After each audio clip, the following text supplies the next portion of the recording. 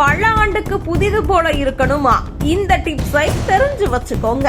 தையல் மிஷின் என்பது வீட்டு தேவைக்கும் தொழிலுக்கும் மிகவும் முக்கியமான ஒரு சாதனம். ஆனால் அதை சரியாக பராமரிக்காமல் தொடர்ந்து பயன்படுத்தினால் சீக்கிரமாக பழுதாகும் வாய்ப்பு அதிகம். பலர் மிஷின் சத்தம் போடுகிறது, நூல் அடிக்கடி அறந்து போகிறது, தையல் நேராக வரவில்லை என்று சொல்லுவார்கள். உண்மையில் இதற்கு காரணம் பெரும்பாலும் சரியான பராமரிப்பு இல்லாததுதான். சில எளிய வழிமுறைகளை தொடர்ந்து பின்பற்றினால் தையல் மிஷினை பல ஆண்டுகள் புதுசு போல வைத்திருக்க முடியும். முதலில் தையல் மிஷினை அடிக்கடி சுத்தம் செய்வது மிகவும் அவசியம். தையல் செய்யும் போது துணியிலிருந்து வரும் சிறிய நார், தூசி, நூல் துகள்கள் போன்றவை மிஷின் உள்ளே தேங்கிக் கொண்டே இருக்கும். குறிப்பாக பாபின் பகுதி மற்றும் ஊசி சுற்றிய இடங்களில் அதிகமாக அழுக்கு சேரும். இதை நீண்ட நாட்கள் சுத்தம் செய்யாமல் விட்டால் மிஷின் மெதுவாக வேலை செய்ய ஆரம்பிக்கும். சில நேரங்களில் தையல் சிக்கிக் கொள்ளவும் வாய்ப்பு இருக்கும். அதனால் வாரத்திற்கு ஒரு முறை மென்மையான தூரிகை அல்லது சுத்தமான துணியால் துடைத்து சுத்தம் செய்ய வேண்டும். தையல் மிஷினுக்கு எண்ணெய் போடுவது மிக முக்கியமான பராமரிப்புகளில் ஒன்று. மிஷின் உள்ளே இருக்கும் உலோக பகுதிகள் தொடர்ந்து இயங்குவதால் உராய்வு ஏற்படும். சரியான அளவு எண்ணெய் போடவில்லை என்றால் சத்தம் வர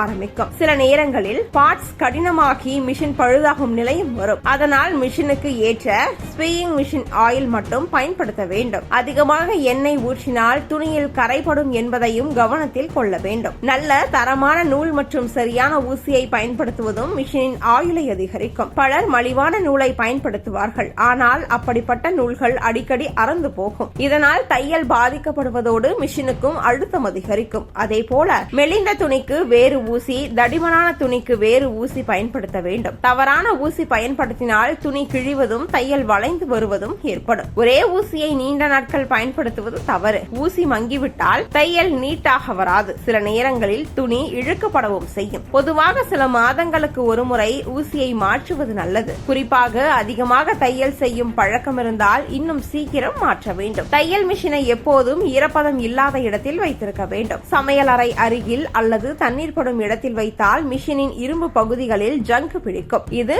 மிஷின் இயக்கத்தை பாதிக்கும். அதனால் பயன்படுத்தப்படாத நேரங்களில் ஒரு துணி அல்லது கவர் போட்டு மூடி வைப்பது நல்லது. இதனால் தூசியும் சேராது. மிஷினை தொடர்ந்து பல மணி நேரம் ஓய்வில்லாமல் இயக்கக்கூடாது. குறிப்பாக மின்சார மிஷின்களில் மோட்டார் அதிகமாக சூடாகும். அதனால் இடையே சிறிது நேரம் ஓய்வு கொடுத்தால் மிஷின் நீண்ட நாள் நன்றாக வேலை செய்யும். சிறிய கோளாறு வந்தவுடனே கவனிக்க வேண்டும். இன்னும் கொஞ்ச நாள் பார்த்துக்கலாம் என்று விட்டுவிட்டால் அது பெரிய பழுதாக மாறும். நூல் சிக்குவது, சத்தம் வருவது, பெடல் சரியாக வேலை செய்யாதது போன்ற பிரச்சனைகள் ஆரம்பத்திலேயே சரி செய்தால் அதிக செலவை தவிர்க்கலாம். சரியான பராமரிப்புடன் பயன்படுத்தப்படும் தையல் மிஷின் பல ஆண்டுகள் எந்த பிரச்சனையும் இல்லாமல் வேலை செய்யும். தினசரி சில நிமிடங்கள் கவனித்தாலே மிஷின் செயல்திறன் அதிகரிப்பதோடு தையலும் அழகாகவும் சீராகவும் இருக்கும்.